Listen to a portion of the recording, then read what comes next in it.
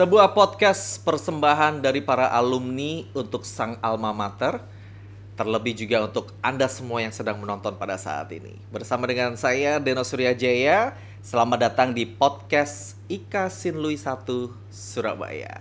Well, untuk episode kali ini kita kedatangan seorang living legend. Dan perlu dicatat ya, ini bukan living legend hanya di area Surabaya teman-teman, atau bukan hanya di area Indonesia aja, karena beliau ini sudah go international. Beliau adalah alumni Sinlui 1 Surabaya angkatan 74. Selamat siang Bapak Freddy H. Istanto. Tos dulu. Well, terima kasih Pak Freddy sudah meluangkan waktunya. Sama saya juga terima kasih diberi kesempatan. Beliau ini adalah seorang dosen arsitek dan lebih spesifik lagi, beliau adalah pemerhati cagar budaya. Kita akan ngomong tentang itu lebih lanjut, tapi sebelumnya saya akan informasikan terlebih dahulu ya. Beliau adalah alumni Sinlui tahun 1974, jurusan IPA ya Pak. Yuk. Waktu itu zaman Sinlui itu masih cowok-cowok. Nah, beruntung semua. Katanya Pak Freddy ini ya. Jadi dulu tuh teman-teman ya, buat yang belum tahu ya, zaman dulu banget Sinlui itu adalah sekolah khusus untuk laki-laki. Bruder School. Bruder School ya betul ya. Bahasa Belandanya Bruder School. Tapi beruntungnya Pak Freddy waktu naik kelas 3 SMA wanita mulai masuk nih ya. Perempuan mulai masuk, tapi bikin ngiler. Setelah lulus dari Sinlui, beliau melanjutkan ke Universitas Kristen Petra jurusan arsitek. Di situ mendapatkan gelar insinyurnya. Ya. Habis gitu lanjut ke ITS, itu mendapatkan magister teknik. Ya. Habis gitu beliau lanjut lagi nih untuk menjajaki bidang kritik arsitektur. Ini yang agak awam gitu ya. Coba boleh diceritakan dikit aja Pak Freddy, kritik arsitektur tuh apa sih? Iya, jadi memang betul. Ini agak unik karena tidak banyak orang yang mengambil jurusan kritik arsitektur. Itu ada jurusannya bahkan ya? Sebetulnya pendalaman aja sih, pembidangan gitu ya. Dan itu saya harus banyak membaca tentang teori dan sebagainya, kemudian merespons, memberi kritikan, masukan, bangunan-bangunan yang sudah ada, komentar gitu ya kan. Jadi kayak komentator sepak bola lah, atau kemudian juga kritikus sastra. Jadi saya belajar bahasa. Jadi teman-teman lain juga agak kaget, loh kok Pak Freddy ngerti, orang arsitek tapi ngerti teori-teori bahasa. Ya karena saya harus belajar seperti itu. Untuk menjadi seorang kritikus ya? Ya, kritikus arsitektur. Jadi kenapa kemudian saya juga bisa masuk di wilayah seni. Teman-teman seniman itu kadang-kadang minta pengantar dari saya ke sebuah pameran, karena saya juga bisa membaca itu. Oke. Ya. Jadi saya pernah menjadi ketua Biennale Jawa Timur. Apa itu Pak? Biennale itu adalah pameran bergengsi seni lukis di sebuah daerah. Jadi ada Paris Biennale, New York Biennale, Tokyo Biennale, dan Surabaya karena terlalu kecil kami membentuk Jatim Biennale. Jawa Timur. Iya, jadi pelukis-pelukis handal itu dikumpulin karya-karyanya dan itu periodik ya, selalu ada. Setiap tahun atau setiap tahun? Jadi itu kebanggaan dari sebuah kota pada sebuah apresiasi teman-teman pelukis yang karyanya memang luar biasa. Khusus hanya untuk pelukis atau seniman yang lain juga? Lukisan, patung dan sebagainya. Oke. Situ sih. Oke. Kita menuju ke ini Pak, pemerhati cagar budaya.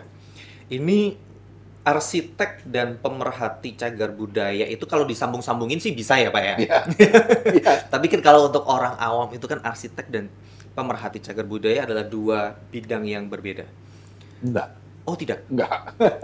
Oke. Jadi mungkin bisa cerita aja Pak, maksudnya awal mula kok bisa kepikiran untuk menjadi seorang pemerhati cagar budaya itu gimana? Sebenarnya mengalir saja di mata kuliah baik di S1 maupun S2 ada mata kuliah tentang sejarah arsitektur. Oke. Dan di situ belajar sejarah mulai kapanpun, termasuk saya bisa mendalami di Yunani, Romawi dan sebagainya, Italia dan sebagainya. Nah, Surabaya, Indonesia juga kaya gitu. Ya. Bangunan-bangunan. Dan saya merasa saya bisa ngomong, saya bisa berinteraksi dengan bangunan lama. Ceritanya panjang gitu ya. Jadi saya kalau saya ke Eropa, kemudian menemui jalan yang berbatu-batu itu ya. Saya membayangkan nanti kereta itu lewat di situ. Saya membayangkan itu ya. Zaman dulunya gimana? Iya, kemudian Borobudur lah, sebutlah. Ya. Zaman itu nggak ada teknologi luar biasa. Bangunan itu bisa dibangun seperti itu di mana? Waktu zamannya Pak Freddy belum ada Google tuh ya waktu itu. Iya, betul. Dan kekaguman itu yang membuat saya lebih respect kepada bangunan lama dengan segala macam ceritanya. Saya bukan berarti tidak respect dengan bangunan baru ya, tetapi lama ini saya bisa ngobrol gitu loh. Ada interaksi. Kemudian saya tangkap pesan-pesannya apa sih. Oke. Itu yang membuat saya semakin lama semakin suka. Termasuk yang saya mau cerita di Surabaya itu ada bangunan cagar budaya Rumah Abu Keluarga Han. Rumah Abu Keluarga Han. Iya, okay. Han family. Ya. Ini di mana ini, Pak? Di Surabaya, di Jalan Karet. Di Jalan Karet, oke. Iya. Nah, di situ ada bangunan semacam tempel keluarga, ruang doa keluarga Han, dan di situ yang hebat adalah dia sebagai orang kaya zaman itu memasukkan 3 unsur. Budaya kolonial, budaya Cina karena dia orang Cina, dan budaya Jawa. Oke. Nah, diskusi saya itu sampai sekarang, jadi saya selalu mengajak teman-teman mahasiswa, saya bawa ke situ. Ini loh, nenek moyang kita zaman dulu pun sudah bercerita tentang keberagaman. Tidak ada lagi sekat-sekat, oh kamu Belanda, kamu Jawa, saya orang kaya zaman itu dan nenek moyang kita membangun sebuah artefak arsitektur dengan meleburkan 3 kebudayaan. Itu yang menurut saya dahsyat. Jadi dia tidak egois karena dia Chinese. Ya. Dia tidak egois karena dia di bawah tekanan orang Belanda zaman itu ya, kolonial, tetapi dia bagian dari budaya Jawa. 3 itu dirangkul dalam sebuah karya arsitektur, dan itu yang buat saya jadi modal peluru untuk ngajarin mahasiswa saya tidak hanya di ilmu arsitektur. Ilmu hidup juga ya. Hidup ini penuh dengan pergumulan antara budaya-budaya yang lain. Apalagi kita tinggal di Indonesia. Betul, ya. Itu luar biasa jadi. Pesan-pesan itu yang saya tidak tangkap di bangunan modern tidak berbicara itu kadang-kadang ya. Bangunan lama itu penuh dengan cerita yang panjang buat saya. So actually this is your passion ya, Pak? Ya, absolutely. Ini passion ini tumbuhnya kerasanya pada waktu SMA atau dari kecil? Belum. Jadi ketika saya jadi arsitektur, kemudian saya pergi ke kota-kota Pasuruan, Surabaya, masuk ke rumah-rumah yang dahsyat itu tadi ya. Karena basically Bapak suka traveling ya? Ya, itu salah satunya ya. Betul. Jadi kalau saya cepatlah saya ke Eropa gitu ya. Saya ke Paris. Kalau orang-orang pergi ke mall atau tempat-tempat yang lain, saya ke tempat budaya pasti. Gerejanya? Ya, salah satu saya ke kuburan. Ngapain Pak di sana Pak? Luar biasa banyak, luar biasa. Jadi saya ke Père Lachaise, itu makam di pinggiran kota Paris. Waduh, 3.000 sampai 5.000 makam, dan di situ ada beberapa presiden. Dan saya tidak melihat makam itu sebagai tempat peristiwa terakhir, tapi di situ ada seni patung, seni pahat dan sebagainya. Yang saya respect dan ini saya bawa ke Surabaya. Jangan lupa saya jalan-jalan tidak berhenti di jalan-jalan saja. Saya bawa ke Surabaya, saya usulkan lewat media, kenapa makam penilai tidak dibuat seperti Père Lachaise? Kenapa kita terlantarkan? Akhirnya sekarang pemerintah kota mulai mikir, gimana sih makam Belanda itu? Kan kualitasnya luar biasa, makam penilai kita. Sebentar Pak, kita agak tarik mundur dulu ya Pak ya. Arsitek Bapak ini kan sudah sampai magister teknik kan ya. Kalau orang, mohon maaf ya Pak ya, kalau orang normal gitu kan Pak ya, arsitek ini kan ilmunya apalagi sampai S2 itu kan digunakan untuk komersial. Ya. Bangun rumah minim-minim lah ya, bangun tower. Kalau magister teknik kan udah sampai levelnya tower kan Pak harusnya ya. Bangun high-rise betul kan? Ya. Skyscrapers. Duitnya banyak ya kan, maksudnya udah kelihatan duit banyak lah di sini. Bapak kok sorry, apakah maksudnya nggak pernah kepikiran sampai situ kah atau gimana? Atau pada saat ini masih sebagai kontraktor, masih sebagai arsitek? Saya tetap, saya ingin cerita bahwa saya itu kayak pastor. Jadi saya selibat, tidak menikah. Jadi saya murni memperjuangkan heritage.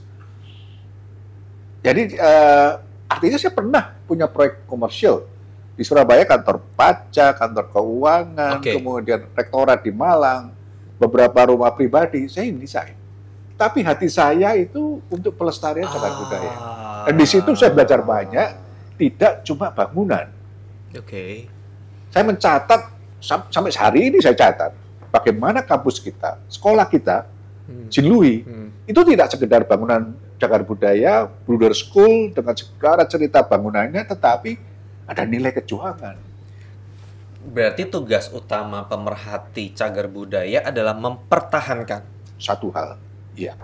Satu, mempertahankan apa ya namanya, bangunan tersebut untuk tidak berubah dari waktu ke waktu. Karena itu catatan dari sebuah perjalanan kota, perjalanan kawasan dan sebagainya. Let's say kalau di Surabaya itu seperti paling terkenal tuh apa ya Pak ya? Cagar budaya apa kalau di Surabaya? Banyak di Surabaya. Let's say Balai Pemuda umpama. Balai Pemuda. Ya, Balai Pemuda itu perjalanannya panjang. Dia adalah tempat society, dugemnya orang Belanda itu di Balai Pemuda. Itu sekitarnya boleh direnovasi tapi? Nah, ada penetapan juga kawasan. Jadi kalau kawasan itu ditetapkan sebagai renovasi kawasan lama, kawasan cagar budaya, harus hati-hati memperlakukan itu. Balai Pemuda tidak berhenti di tempat society, jet set saat itu ya, pesta-pestanya di situ. Tapi kemudian menjadi tempat kejuangan untuk anak-anak, pejuang-pejuang TKR, termasuk Jinlui kita.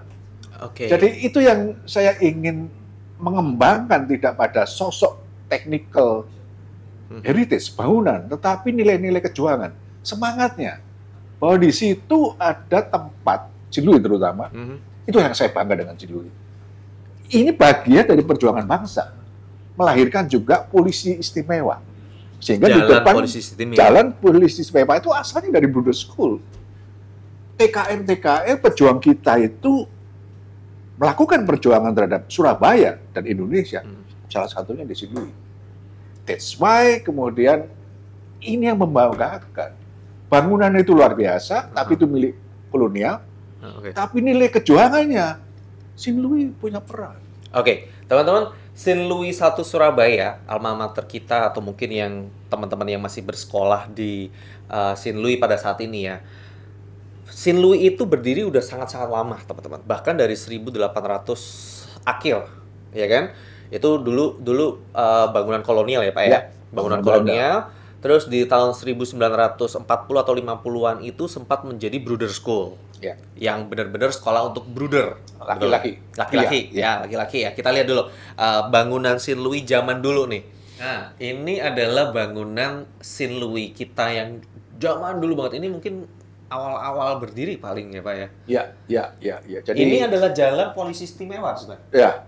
Ini jalan polisi istimewa sekarang, kemudian ganti lagi ada salah satu tokoh polisi yang menjadikan ini berubah lagi namanya. Bukan Dr. Stomo. Let's say ini polisi istimewa ya. Dulu jalannya masih kerikil-kerikil seperti ini. Terus bangunannya ini baru cuman satu gedung ya ini ya. Jadi sebetulnya kalau kita melihat perkembangan Katolik ya, selalu di sana ada katedral, ada satu bangunan, gereja, dan biasanya kemudian selain tempat rohani gitu ya, dia selalu diikuti oleh bangunan-bangunan pendidikan. Itu move-nya teman-teman Katolik itu selalu meningkatkan kualitas penduduk sekitar dengan pendidikan dan rumah sakit. Nah, salah satu ini bruderan ini. Sekarang SPD, Soferdi. Tempat Romo-Romo itu tinggal di sini, Jinlui di sini, dan ini katedral kita.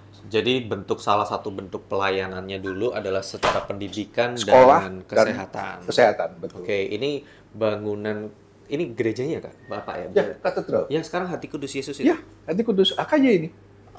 Ini AKY, dan masih tetap dipertahankan ya. Jadi salah satu Romo itu pernah naik sampai di sini ada genta itu, bahwa itu punya nama juga. Apa namanya? Bel. Lonceng. Ya, lonceng itu ada namanya dan santu siapa. Monumental ini. Ya. Nah, gini Pak, maksudnya kalau sebagai cagar budaya, kalau seperti tadi Pak Freddy bilang, kan nggak boleh dirombak habis gitu kan? Iya.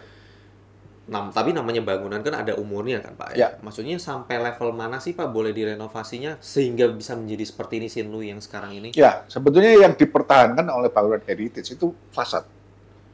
Street picture. Jadi wajah kawasan itu nggak boleh berubah. Tapi di dalamnya mau diubah seperti apapun, katedral kita sudah diganti semua, marmer sekarang. Sudah full AC. Dulu kan enggak gitu ya. Jadi itu yang saya sebut, saya juga suka terhadap bangunan cagar budaya. Dia tidak boleh freezing, tidak boleh membeku dengan keadaannya itu. Dia boleh bersolek. Tapi wajahnya itu harus tetap. Ketika ketemu orang, ini mungkin oplasnya banyak, tapi orang tahu. Ini Denos, umpama. Nggak boleh ganti gitu ya. Tiba-tiba hidungnya dibalik, itu masih nggak boleh. Nah, begitu secara kesadaran masyarakat itu paham, saya lihat, oh ini kira-kira kawasannya Sanggarandi ini. Oh ini kawasannya Pecinan. Itu yang dikejar sebetulnya. Karena itu menjadi sejarah kota. Ini catatan-catatan kota. Di Eropa itu banyak sekali gereja yang sudah tidak yang ditinggalkan umatnya jadi toko buku lah. Jadi toko benar-benar udah berubah. Bahkan di Belanda saya datang ke satu tempat jadi trampolin center. Jadi di dalam itu orang lompat-lompat semua sudah. Tapi secara luar masih tetap gereja itu dipertahankan.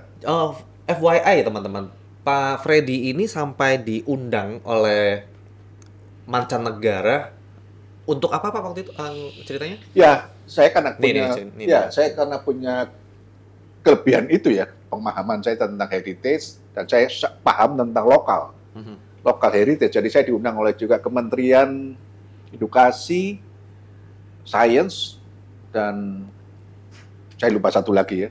Itu saya diundang untuk ikut workshop selama 1 bulan free. Dan siapa sih Freddy itu sebetulnya? Kok sampai juga kementerian di sana tahu saya dan kemudian saya diundang. Dan itu bahwa pada saat itu workshopnya dari 4 benua kecuali Australia. Jadi 4 benua ini semua punya wakil dan saya yang dari Indonesia. Nah, ini waktu di mana nih Pak? Ini waktu di Eropa, Belanda, saya lupa kawasannya. Dan ini, nah kalau Eropa itu kan, ini kayaknya di Belanda nih Pak. Kalau dilihat dari jembatannya ini kayak Belanda nih, ya kan? Betul, Nah, kalau di Eropa itu kan bangunannya memang heritage banget ya Pak? Ya. Jadi itu yang membuat saya iri ya. Kalau kami itu mungkin punya 250 building. Yang di sana 250.000. Iri banget gitu loh saya. Dan pemerintah memang take care. Ya dia memberi subsidi, memberi sebuah banyak privilege pada mereka yang punya bangunan cagar budaya. Nah, mindset itu yang kita tidak punya. Nah, di sini bahkan saya sebagai komunitas sosial itu sering ditelepon oleh teman nggak tahu dari mana, apakah dari Jakarta. Pak, saya ini punya rumah cagar budaya di Surabaya. Tolong dilepas katanya. Status itu disuruh lepas. Cagar budayanya. Iya, karena kemudian di sini jadi ribet. Mau ngechat lapor, mau ganti ini rapor. Dan maaf, kadang-kadang kita birokrat banget. Saya harus kritik pemerintah. Karena mereka tidak memberikan kemudahan kepada pemilik cagar budaya, tapi malah ngerepek gitu loh. Akhirnya kemudian, begitu ada tanda-tanda cagar budaya, lebih baik cepat lepas saja. Pak Freddy bisa nggak? Saya bilang, saya ini komunitas masyarakat. Nggak punya hak saya. Jadi itu pergumulan saya juga, ayo masyarakat ini juga punya semangat untuk punya aku dulu hebat. Gelasku ini cagar budaya loh. Jadi jangan nggak mau loh, ini kan kebanggaan saya. Ini milik kota sebetulnya. Bahkan nanti bisa naik tingkat nasional dan internasional kalau luar biasa. Ini Kya-Kya. Ya. Ini karena Pak Freddy juga salah satu yang desainer. Mendesain Kya-Kya. Mendesain secara apa itu Pak maksudnya? Ya, jadi dulu ketika sebuah perubahan, ya kita tidak bicara politik, tapi ini sebuah realitas bahwa ada sebuah perubahan dari sebuah orde yang sangat diskriminatif, anti-Cina, harus saya sebut itu, menuju Gus Dur dan Megawati yang kemudian membebaskan itu semua. Please welcome Chinese culture. Dan jangan lupa, peradaban budaya Cina di Indonesia itu sama dengan Indonesia pada saat awal. Apa sih yang nggak ada dari kebudayaan Cina yang masuk di Indonesia? Candi segala macam selalu ada. Ornamen-ornamen Chinese, apapun. Makanan apalagi. Coba sebut makanan apa aja deh. Iya, banyak banget ya. Chinese food ya. Contoh yang paling simpel, saya nggak tahu bahwa soto itu akhirnya dari sana. Oh ya? Jauh tuh. Oh, saya baru tahu ini malah. Nah, itu justru kenapa saya kemudian suka sekali kebudayaan, sejarah, dan sebagainya. Jauh tuh namanya kemudian diberi label soto Madura, soto Padang, sesuai daerahnya. Ya, bakmi, nasi goreng, segala macam. Ya. Dan kebudayaan yang lain ya, batik, kangkung. Ya seperti itu. Loh, batik itu kan kemudian seolah-olah kita tidak punya sumbangan. Enggak. Kalau kembali ke batik lokal, hanya warna coklat yang mereka miliki. Orang-orang Cina datang membawa warna biru dan merah. Itu orang Chinese. Dan khas.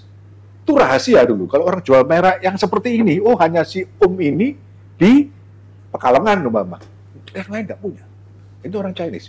Makanya desain pesisiran itu milik sumbangan orang Chinese pada kebudayaan itu luar biasa.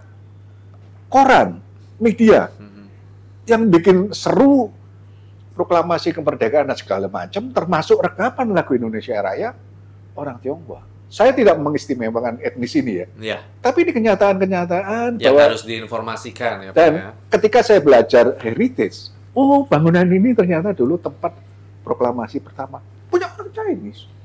Jadi sebenarnya kalau secara sejarah antara orang Chinese, orang Jawa dan orang mungkin ada orang Ambon, Maluku, sebenarnya porsinya tuh hampir sama. Hampir sama. Seharusnya jadi porsinya ini hanya masalah politik. Sekali lagi politik. Iya. Jadi, kita kembali ke Kia-Kia itu tadi, Pak Freddy ya. Kia-Kia ini Pak Freddy yang mendesain untuk renovasinya.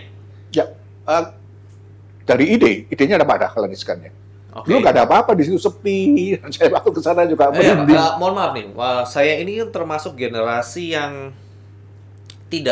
maksudnya bukan tidak, atau jarang sekali ke Kia-Kia, gitu kan? Kia-Kia ini tuh dari tahun berapa sih, Pak? Gini, itu perjuangan saya. Oh oke. Boleh cerita sedikit aja. Perjuangan saya itu begini. Jadi banyak generasi sekarang lebih tahu Orchard Road, Shinjuku ketimbang Kembang Jepun. Fakta ya. Jadi itu yang perjuangan saya. Dan saya sering diundang oleh sekolah-sekolah SD bahkan undang saya gitu. Saya begitu cerita gimana kan, cerita sama cucu saya gitu. Bahasanya bukan mungkin ketinggian, tapi saya bawa mereka. Ayo ini loh. Ini ada daerah pecinan, ada daerah Arab, ada Melayu dan Islam, Surabaya itu. Nah, ini kemudian menjadi sebuah terobosan ketika Orde Baru tumbang, digantikan dengan Orde yang baru, Gus Dur dan Megawati. Kemudian kebudayaan Cina ini malu-malu, takut-takut. Dulu kalau orang nulis Mandarin, dicetak, subversif, masuk penjara. Sampai sebegitunya Orde Baru. Nah, ketika ini dibuka, dan yang buka ini adalah orang Jawa, mohon maaf, Dahlan Iskan. Ya. Ini jadi sah gitu ya. Kemudian kami tiap hari, barongsai tiap hari. Iya, rame banget. Dulu gak berani. Karaokean ya, ini. Oh itu juga. Iya kan? Kalau di Kia-Kia kan gitu kan. Ya, jadi memang yang lucu adalah kemudian komunitas itu datang dan kami membuka itu. Jadi kalau Pak Dahlan cenderung ke food court, saya melihat kepada strategi kebudayaan welcoming again the Chinese culture. Nah, saya suka banget itu. Chinese culture yang welcome, yang menyambut bukan hanya Chinese people ya, tapi semua kan. Bahkan internasional. Di Hong Kong itu masuk dalam list wajib datang. Ya dulu pernah ke sana sih waktu zaman SMA kuliah gitu. Selalu ada ini gitu kan. Nah, tapi ya oke lah, maksudnya Kia-Kia is heritage berarti ya. Ya sekarang kan sudah tutup Kia-Kia itu. Itu kan hanya project. Tapi secara bangunan masih dipertahankan ya. Gerbangnya oke. Gerbangnya gerbang baru. Main gate-nya gerbang baru. Dan saya studi sama Singapura dan mau ke China waktu itu. Oke, kita sekarang bakal ajak Pak Freddy untuk flashback dulu masa-masa sekolah dulu ya. Karena zamannya Pak Freddy dengan zaman saya itu totally different ya Pak ya. Kalau dulu brother school, cowok-cowok semua, itu satu kelas berapa orang Pak? 40-an, 40 sampai 50. Satu angkatan ada berapa kelas? Ya. Oh, 5 kelas waktu itu pas Pol. Oh, masih 5 kelas tuh ya? Iya, banyak. Cowok semua. Iya. Gurunya juga cowok semua? Enggak, ada ceweknya juga. Ada ceweknya juga. Terus waktu kelas 3 mulai cewek-cewek masuk, ya kan? Iya. Nah, mungkin ada momen-momen SMA zaman dulu tuh, Pak, yang masih diingat tuh, kenakalan-kenakalan zaman putih abu-abu tuh gimana? Kalau zaman dulu kenakalannya gimana tuh, Pak? Iya, saya ini sering harus tampil di beberapa SMA. Itu buat saya sampai sekarang grogi. Untuk mengajar, untuk memberikan seminar? Ya, saya mempresentasikan kampus-kampus saya sih. Ya. Petra, kemudian. Dan itu keliling Indonesia saya. Tapi kalau saya masuk SMA, perasaan grogi itu ada. Kenapa tuh? Karena saya dulu nakal banget. SMA itu saya nggak bisa dikendalikan gitu ya. Saya merasa begitu. Bahkan saya dalam tahap agak kurang ajar sebetulnya. Tapi itu masa lalu ya. Ya, masa lalu. Dari kelas 1, ketika saya kelas 1, dan saya tuh lihat gitu ya. Ini anak-anak ini ada apa sih? Karena laki-laki semua. Begitu ada cewek, mohon maaf, cantik atau tidak, itu bisa satu kelas tuh pergi ke jendela. Dan gurunya tuh tidak dianggap. Terus saya karena saya di pojok lain. Saya lihat, gila ini anak-anak ini. Gurunya nggak dianggap. Kita semua nempel di dinding. Istilahnya kayak lihat artis tuh ya. Iya, padahal itu memang banyak mahasiswa WM. Oke. Yang lewat di situ. Nah, meskipun yang di belakang nggak lihat itu karena penuh dengan teman yang lain. Itu ya pada ramai begini. Gitu. Saya pikir ini kalau saya jadi guru itu, terus gimana perasaan saya nggak dianggap sama mahasiswa itu ya. Iya. Tapi di satu pihak saya belajar banyak. Saya mendapatkan nilai-nilai positif. Ketika zaman itu sekolah Katolik itu menjadi standar bahwa satu disiplin. Betul. Itu luar biasa. Dan kedua ya kami berbaur dengan siapa saja. Artinya heterogen itu membuat saya tahu, oh saya lagi nyenggol teman dari etnis Ambon. Oh ternyata dia nggak suka begini. Oh saya belajar. Oke. Saya ketemu etnis Jawa. Oh orang Jawa itu nggak seperti itu. Oh saya ketemu lagi. Gesekan-gesekan itu membuat saya belajar. Dan itu yang menurut saya pada zaman itu saya belajar banyak. Dan itu menjadi catatan saya bahwa ruang-ruang sekolah, kampus dan sebagainya itu bisa menjadi tempat pertemuan.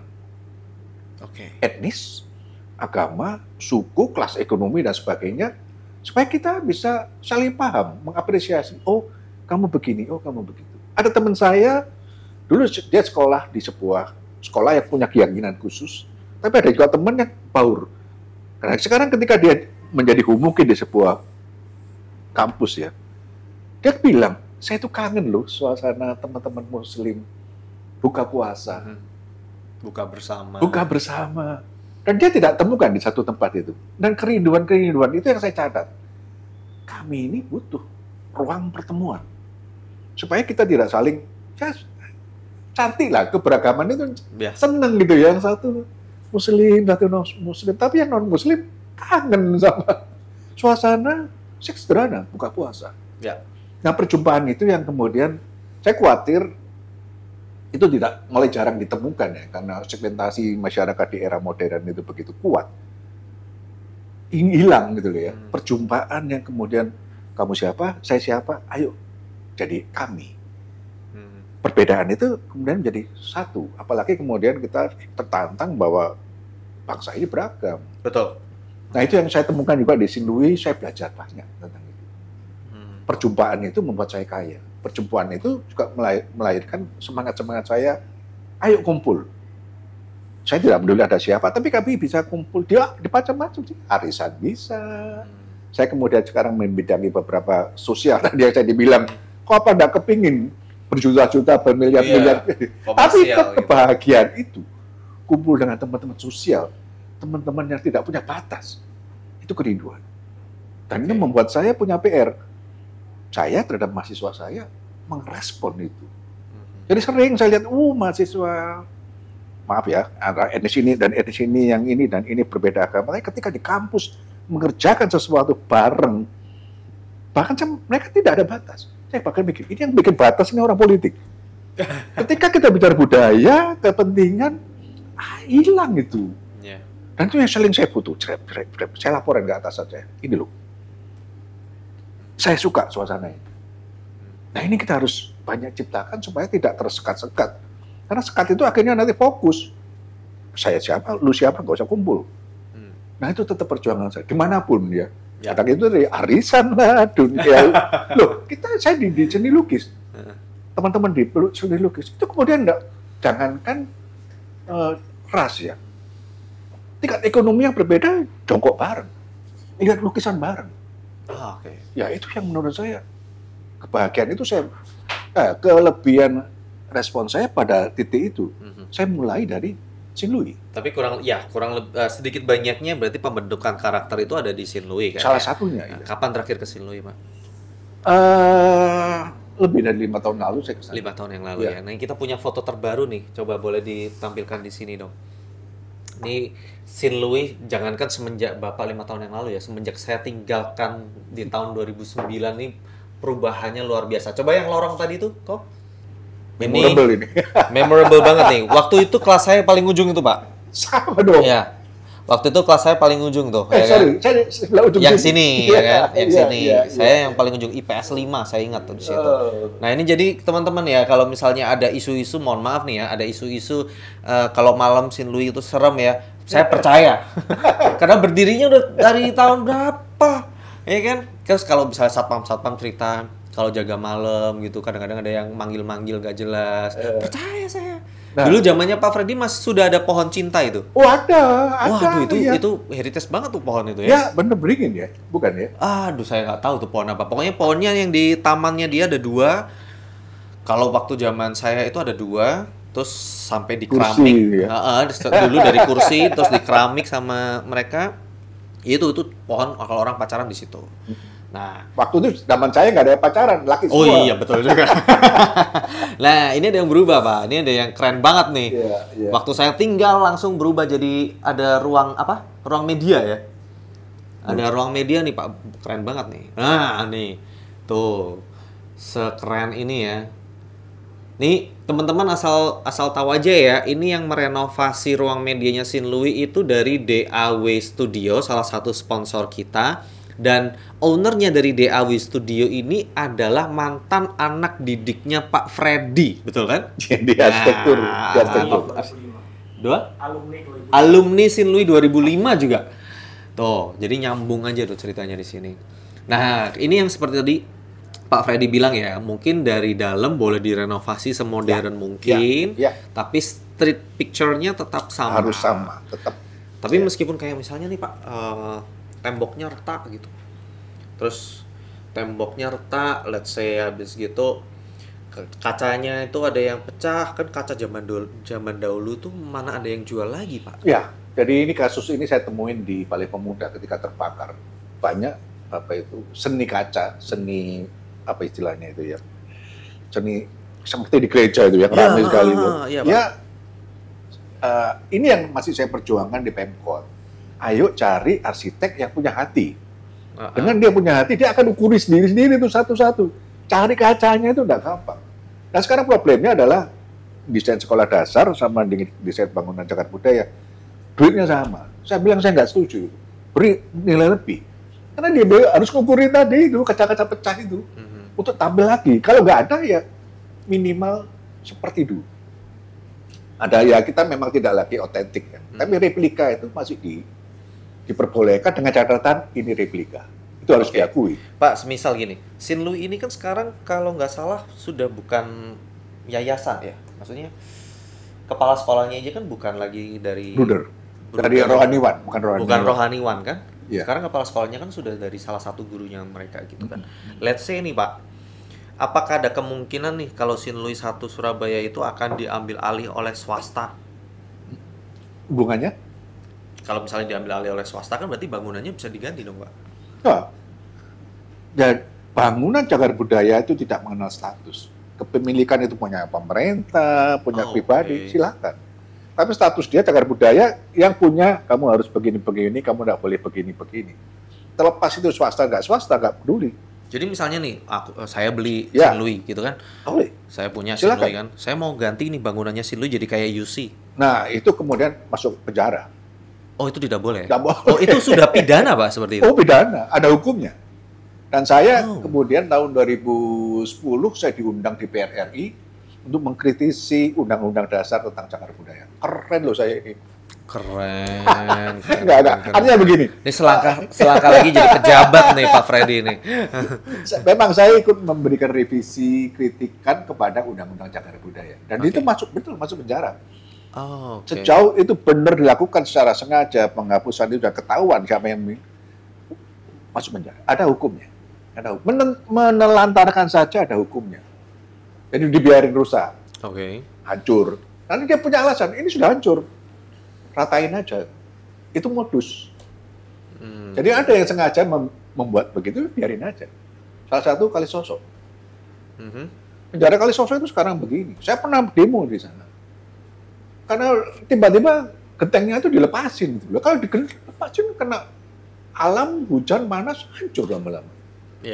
Dan sayangnya dia milik orang-orang kuat.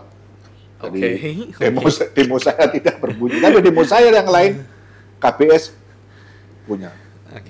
Pak, kita kan kalau ngomong perubahan zaman gitu ya, zamannya Pak Freddy dulu mungkin masih banyak sekali orang-orang yang concern dengan budaya, ya kan? Tapi semakin ke Gen Z sekarang nih Pak ya, kan orang udah mulai teknologi, sudah mulai AI dan segala macam. Memang masih ada Pak orang di zaman sekarang yang benar-benar bisa diajak, yuk kita ikut ngawasin budaya di Surabaya aja deh. Memang masih ada? Nah, itu justru saya bukan ingin ya. Anak-anak muda sekarang mulai. Jadi saya sekarang nggak sendiri gitu. Anak-anak muda bahkan lebih canggih sih. Mereka apa-apa sedikit viral. Sehingga matanya lebih banyak mengamati. Betul. Ada satu lagi kemudian anak-anak muda sekarang, generasi muda sekarang atau generasi yang paham tentang heritage, diberdayakan bangunannya. Jadi restoran. Ada suasana-suasana yang restoran itu nggak harus begitu. Kenapa tidak seperti ini? Muncul The Sumatra. Betul. Fine dine. Kalau mungkin restoran biasa dia cuma 100-200 makannya, 1000 ya. Makan di sana 1 juta. Iya betul. Ya itu jadi nilai ekonominya naik. Bismillah. Rumahnya di ujung itu, Sutomo, Darmo, jadi kantor, eksklusif. Tapi dari luar masih tetap kelihatan zaman dulu begitu. Klasik, dan itu secara sejarah, bangunan pertama bertingkat di Raya Darmo. Yang punya pemilik, dia pengusaha jas, orang Belanda. Jadi kaya, Surabaya ini kaya. Kemudian Sampurna bikin museum. Museum Empu Tantular, ex-museum Empu Tantular, itu sekarang dibuat perpustakaan oleh BI. Karena BI, memang bangunan itu punya BI. Direkturnya dari Yava Bank. Dan Yava Bank itu cikal bakal BI. Ini ada komunitasnya Pak ya memang ya? Ada. Dan sekarang mulai banyak. Sampai saat ini komunitas, apa namanya komunitas apa Pak? Surabaya Heritage. Membernya ada berapa tuh Pak? Ya, saya selalu nulis di Facebook saya. Organisasi ini isi come, isi go. Mau masuk silakan, mau keluar silakan. Ini Pak Freddy ketuanya? Ya, saya foundernya. Foundernya. Dan kalau di Facebook sih 6.000. 6.000? Ya, di Facebook ya. Tapi itu kan yang aktif sekali. Yang aktif ya sekitar 100-an. Di Surabaya aja itu ya Pak ya? Memang kami bergeraknya di Surabaya. Surabaya Heritage ya. Tapi tidak berarti kami kemudian berhenti di urusan Surabaya doang. Kadang saya sampai ke Trawulan, kemudian menginisiasi acara ini, acara itu. Jadi tidak berhenti. Tapi memang saya fokus, saya garap Surabaya dulu. Dan saya harus cerita juga, pada tahun 2010 pemerintah kota memberi penghargaan ke saya sebagai salah satu tokoh pelestari bangunan di Surabaya. Ya itu bonus lah. Saya nggak pernah mikir. Mantap. Saya nggak pernah mikir ya biarlah. Musuh saya banyak. Sorry to say. Bahkan yang membuli banyak. Ya tadi seperti Anda tadi bilang, wah bangunan tinggi bermiliar-miliar kok Pak Freddy nggak dapat duit. Saya satu hari ketemu di toko kue, ditepuk-tepuk, wah Pak Freddy hebat gitu ya. Saya pikir saya diapresiasi. Ujung-ujungnya, kon lapo ngurusi bangunan itu. Kasarnya begitu. Dia ngomongnya tidak seperti itu, tapi saya paham. Ini arahnya pasti, kamu ini bodoh. Lapo ngurusi bangunan. Ini kan ada duitnya. Iya. Tapi nilai itu yang menurut saya happy. Ya itu yang penting buat saya. Ya. Keluarga menerima dan masyarakat tahu siapa Saya pernah ke airport ya, orang di dalam itu yang periksa surat-surat saya, Pak Freddy. Iya. Wah, keren. Ibu siapa? Saya rasanya pernah lihat Bapak di koran. Sampai seperti itu. Wow. Saya itu bisa merinding. Yeah. Dan saya tidak pernah berpikir seperti itu ya sebagai Freddy. Ya. Saya jalan aja. Mau waktunya demo saya. Waktunya saya diundang ke sana, presentasi, nggak dapat duit, sudah sering. Saya ini mungkin puluhan kali diundang media, ratusan kali. Terima duit? Enggak. Tapi di rumah saya kaos segini, topi segini, mak beberapa biji. Itu saja. Bahkan jam 6 pagi saya sudah harus ke TV gitu ya. Wah, Balai Pemuda Kebakaran datang di airport itu penuh. Undangan dari wartawan. Jam 6 pagi saya mesti ke TV sudah ngobrol sampai malam.